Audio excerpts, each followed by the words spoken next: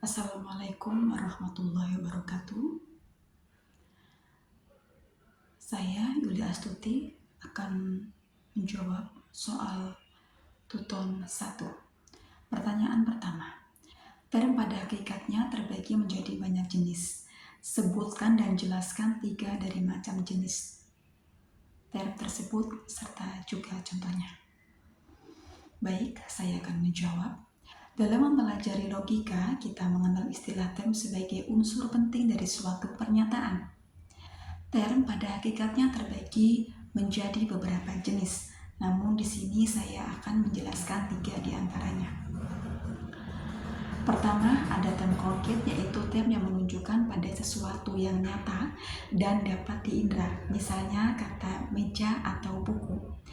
Karena kedua kata ini merujuk langsung pada benda yang bisa kita lihat dan sentuh.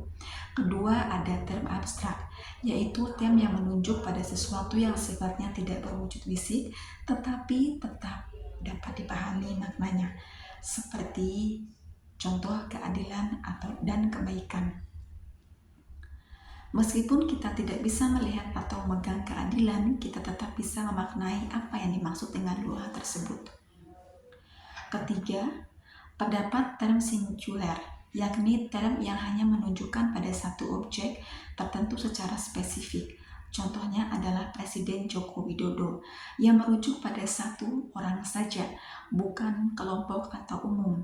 Pemahaman terhadap jenis-jenis term ini penting agar kita bisa membedakan makna dalam setiap pernyataan logis yang kita buat atau kita dengar dalam kehidupan sehari-hari. Pertanyaan yang kedua, jelaskan dan berikan contoh bentuk sesat pikir atau logical fallacy dan bagaimana agar terhindar dari logical fallacy. Baik, saya akan menjawab.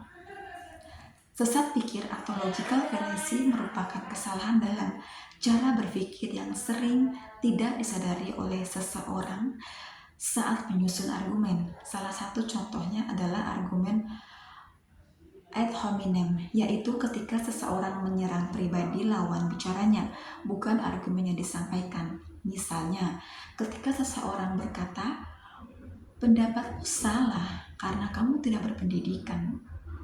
Padahal seharusnya yang dinilai adalah isi pendapatnya, bukan siapa yang menyampaikan. Contoh lain, storm one fallacy, yaitu memutarbalikan argumen. Memutarbalikan argumen agar mudah diserang. Misalnya, seseorang mengatakan, kamu menolak memberi uang saku lebih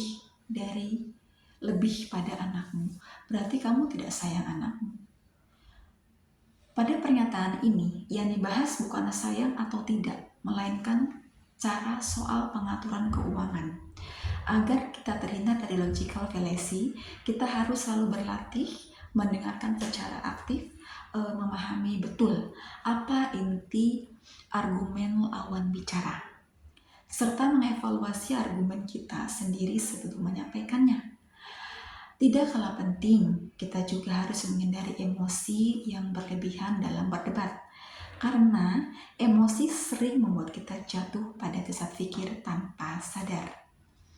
Demikian jawaban yang dapat saya sampaikan. Sumber referensi BMJUT Logika 2021 Universitas Terbuka, Common Logical Fallacy and How to Avoid Them oleh Ryan Christensen, Journal of Critical Thinking 2022.